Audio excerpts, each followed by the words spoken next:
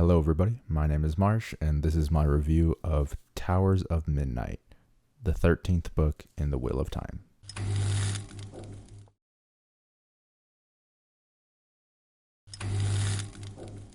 So to start out, if you could leave a like and subscribe, that'd be greatly appreciated. But let's go ahead and get started.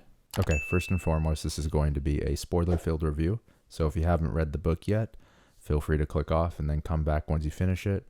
But we're going to go ahead and jump straight into it. I'm just going to go through sort of each character, talk about their plot, some pros and cons around those characters, what I thought about it, and we'll take it from there. I feel like that's the best way to go about this gargantuan book, is just going through each plot line and discussing what we think about it. Now to start off, let's start off with a pro. The prologue to this book was great. We actually started out with Loial talking to the council and him showing his book about Rand. And I wanted to get more of that. I really wanted more, and I want him to do more with Loial. Hopefully he brings it back in the next prologue. I haven't read it yet, so I don't know. And then we had the moment in the prologue where we had the people, I think it was in the Borderlands, that were in the tower, and he essentially was knighting his son because he's now a man and he's going into manhood. And that was real emotional and like heartfelt, and it just shows you things are getting real. And it's time. Honestly, it's probably one of my favorite prologues that we've had so far in all of the books, with everything that was there and presented. It was just great. And I know I'm missing some stuff about it. It's just, once I get to the end of the book, it feels like it's been a journey already. So I kind of forget the beginning and have to like refresh myself on it. But we'll just go ahead and jump into the characters. We'll start with one of the characters that I think was a pro overall, and that was Rand. Now, this isn't his primary book. I feel like the last book was like his real big book. But in this book, we still got a good amount from him. Not too much, but we got some good stuff. So we had, for example, him meeting Tam again and apologizing to him. That was super emotional and just so well done. Then he introduces Min to Tam for the first time, and it's just finally like seeing Rand in a good place after everything he went through is just nice. Even though he's not like fully there still, he's still kind of crazy, but it's just good to see him finally like embrace the people around him and actually feel love towards them and be able to feel love towards them, where in the past he was basically cutting them off and he was growing cold to them and he didn't really want them anymore. And so now him showing emotions that are actually positive was a nice thing. And we go on later with him, and I think the next part we see him is when he goes to save the city that Ituralde was fighting in. And basically he shows up. He's like, you guys fought admirably. Why was there no help? He's like, what's going on? And he gets pissed off, and he kills a giant army of Trollocs by himself, and two dark friends as well, that we find out like one of the noblemen in the city was a dark friend because he like tried to jump out of the window and he stabbed his eyes out, and his wife jumped out of the window, I think it was. And then he like kills all the Trollocs, and he said like he could have almost started the final battle right there because of the way he acted and how he retaliated against the army. And so it's good that it wasn't as big of an army as it could have been, because he could have preemptively started everything. And I was just like, whoa. And Rand isn't like taking crap from anyone anymore, and he's on a full goal to just help people now. For example, when he goes to, I think it's Abu Dar, I want to say. No, it's not Abu Dar, because that's where the Seanchan are at. I can't remember. But he goes to a city, and he basically helps them like by revitalizing their grain. And his goal now basically in this book was like, let me go around, help people, and get everyone in place for the final battle.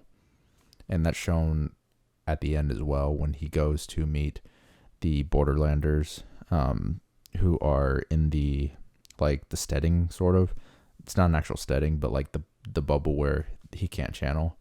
And they all come up and slap him across the face, and basically they're like mad at him for what he is, basically, not believing him. And they give him like a little riddle. They're like, how did my ancestor die? And he predicts it and everything. The thing I liked at the end of that was, one, when he's like, oh, like meet me here, or you have an hour to decide. Otherwise, we're fighting the final battle here, kind of thing. But then he wanted to apologize to Huron.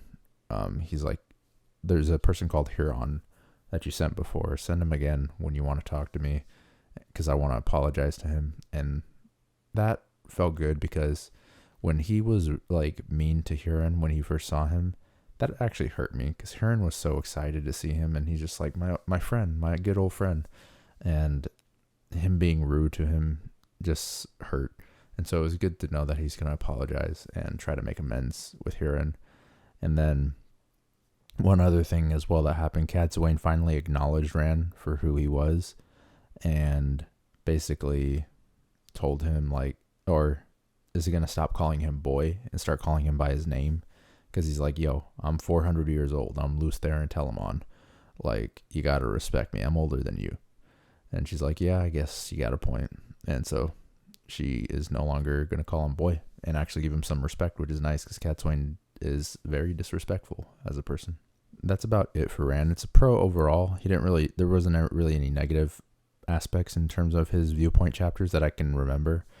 The next person that I wanted to move on to and talk about is more of a negative. We'll switch back and forth.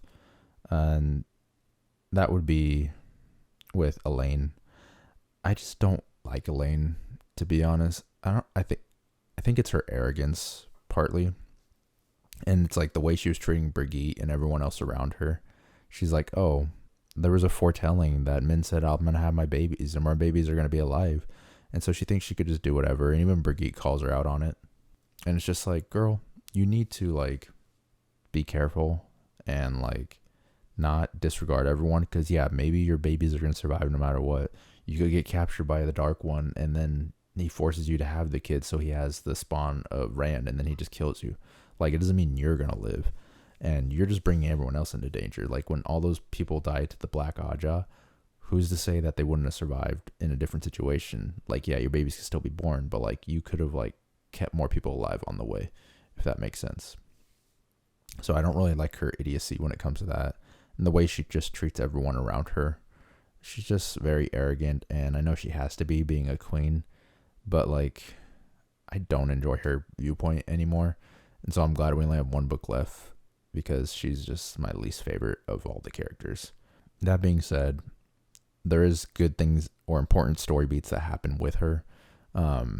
She meets with Mat. They make a deal about the dragons, and she sees the dragons being used, and they're going to be implemented into the army for the final battle, and also for Caemlyn in the future and Andor.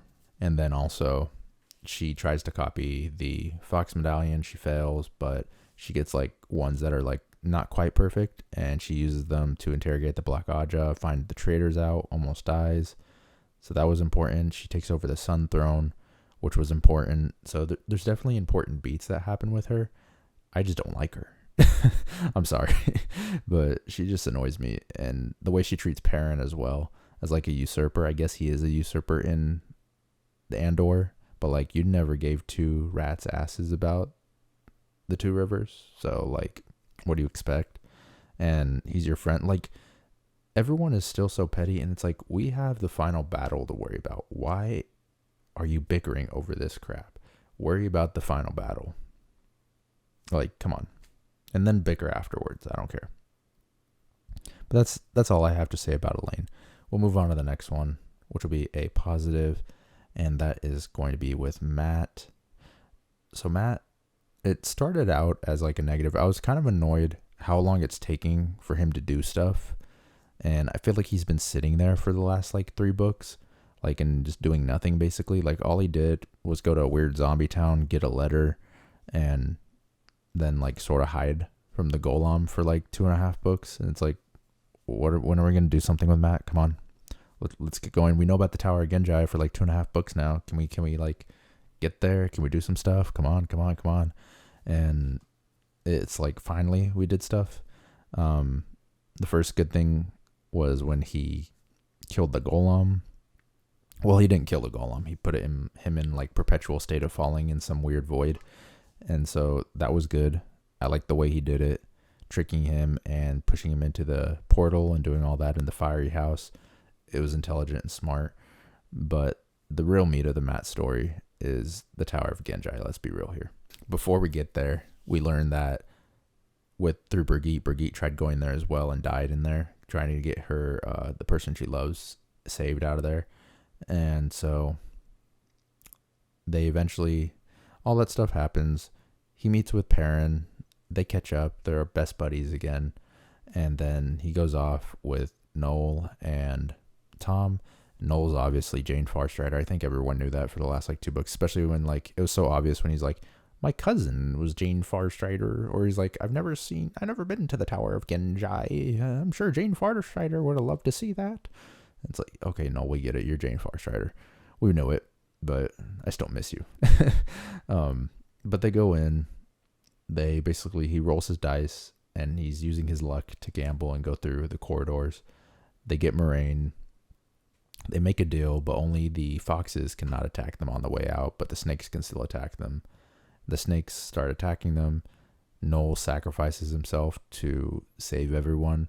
And then while when they're trapped in a room with just Tom, Moiraine, and Matt, they're trying to escape, and Matt is trying to fill in his memories to figure out what he got from the bargain from them the first time. And he's like, I never asked for a spear, or the Ashendari, I think is what it's called. And he's like, huh. And then he draws the triangle with the Ashendari, and they escape, and then he starts making fun of them on the way out. But I was still like, I wouldn't even be in the mood to make fun of what happened to Noel. Noel was the true hero in all this. But it's like, if you figured that out earlier, he didn't need to die. And it's just sad. And even when he's talking to Tom later, he's like, remember in all the tales and the stories, it's about Noel, Jane Farstrider. And then we see he watches Tom and Moiraine confess their love for each other. Moiraine can hardly channel anymore because of the way they were devouring her power.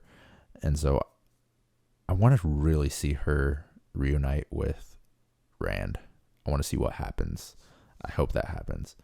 But, I mean, it's like a rushed relationship again. That's classic Robert Jordan with that. I mean, we see it with Morghese and Talonivore as well.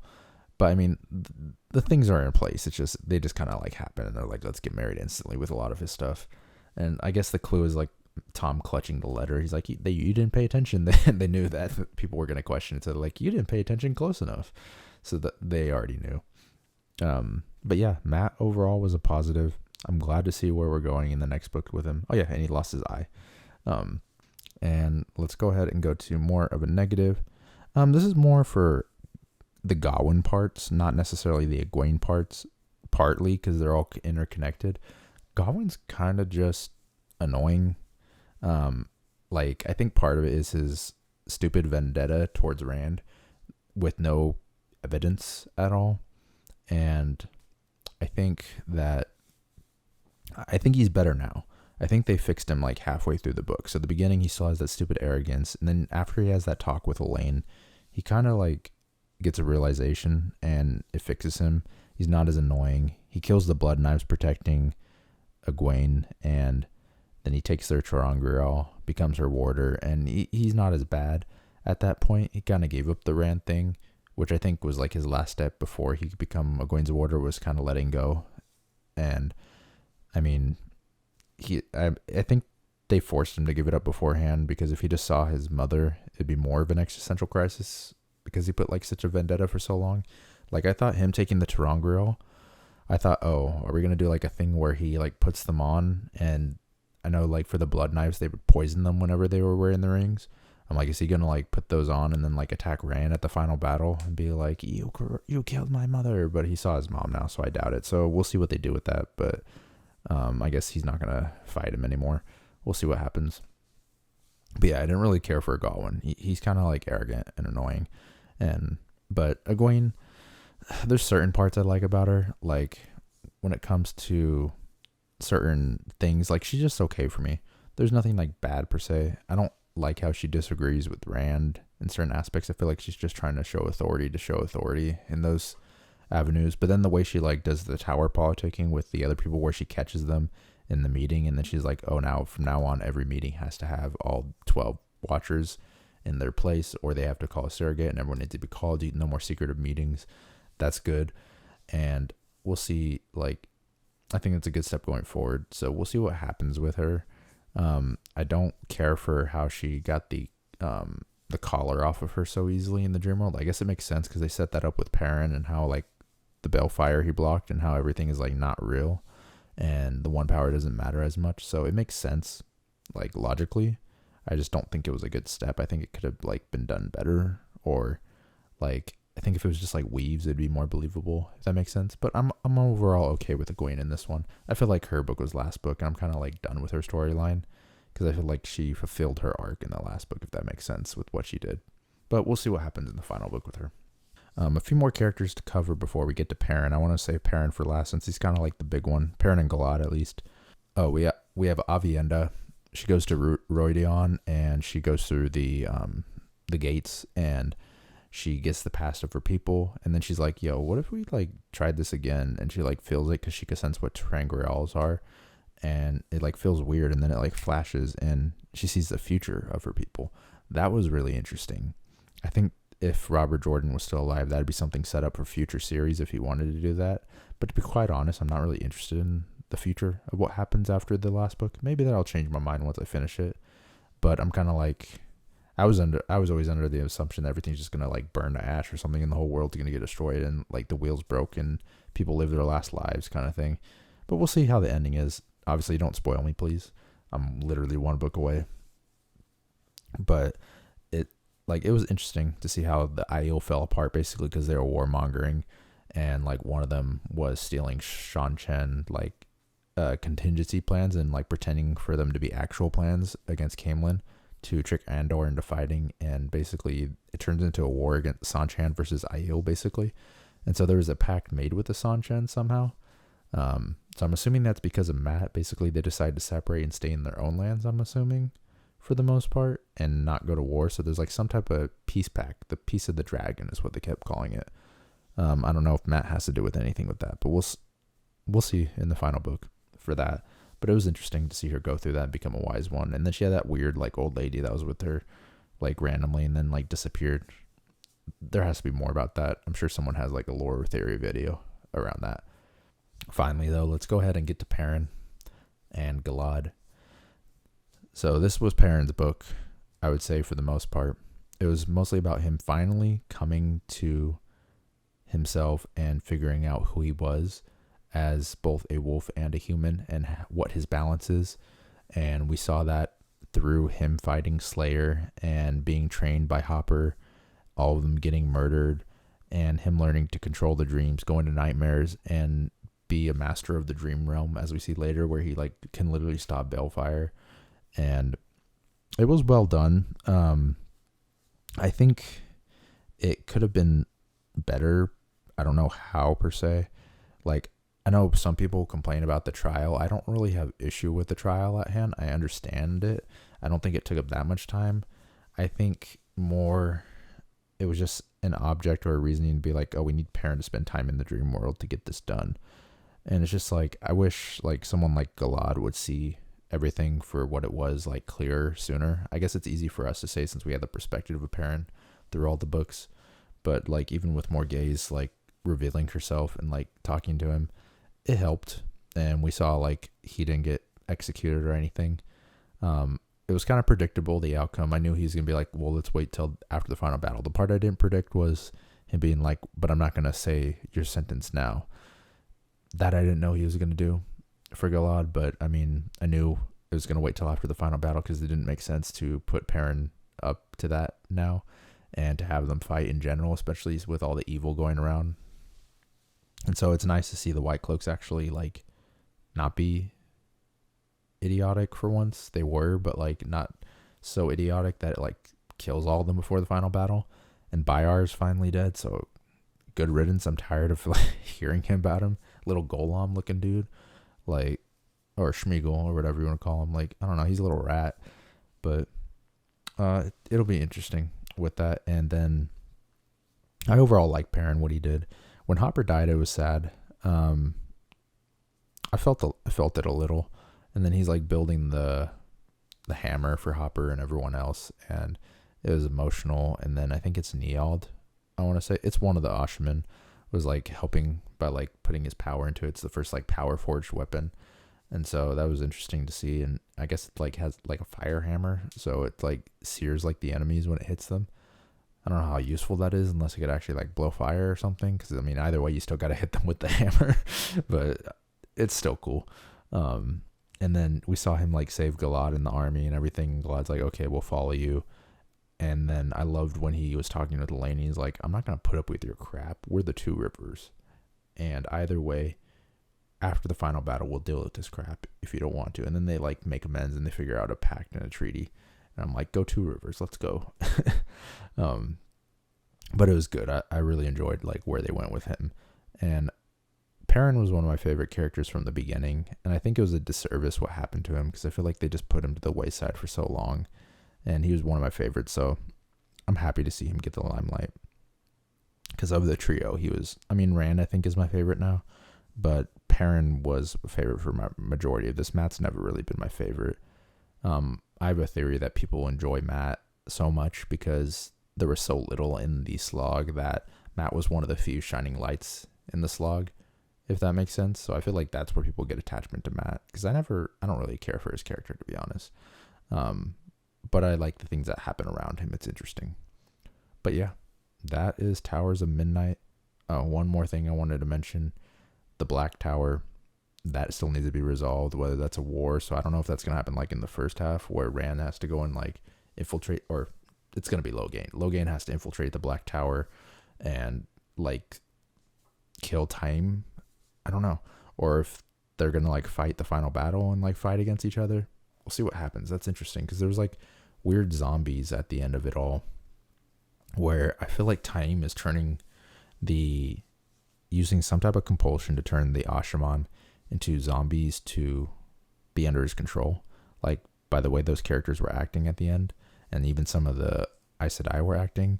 And then we also saw that weird thing with Rand, where there was like, it might have been, I don't remember who it was with actually, but there was like an Aiel with a red veil. And then when they took the veil off, it was like, had like sharpened teeth like shark and everything. And like an evil Aiel. So I'm wondering, like, is the Dark One like reviving dead Aiel? Like, what's going on with that? That's a whole new wrinkle that got thrown in there. And we'll have to see what happens with the Black Tower. I feel like it's the main conflict. We got Black Tower. I forgot about Padan Fain. He's still out there, I think. I don't know. I don't think they killed him. They haven't talked about him at all for a few books. So I might have missed when he died, if he did die. I don't know. Someone fill me in what happened with Padan Fain, unless it's a spoiler and it happens in the next book. But either way, I'm excited for the final book. It's been a long journey. Can't wait to get to it. I'm going to make a predictions video, because I did do a predictions video after the slog of what I think is going to happen, which is all totally wrong. A final prediction before my prediction of what the end is. It's probably going to be wrong, but it'll be fun. I'll put that out. And then I'm going to release the final review once I finish it. And then I'll probably have a few other videos afterwards, such as like my total series review and like other ideas. There is like a more wholesome video I want to make with Wheel of Time in regards to like the impact it's had on me as a person, reading it throughout the years. And basically I'll have some of those content, put them out, and I'll be done with the Wheel of Time unless something else comes up. I still need to read like New Spring, but I'm going to save that for a rainy day.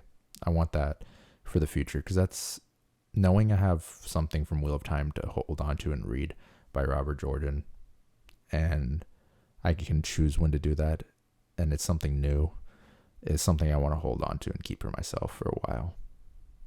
So we'll see how that goes. Anyways, thank you all for watching. I appreciate your time. If you could leave a like and subscribe, that'd be greatly appreciated, and I'll see you guys next time. Bye-bye.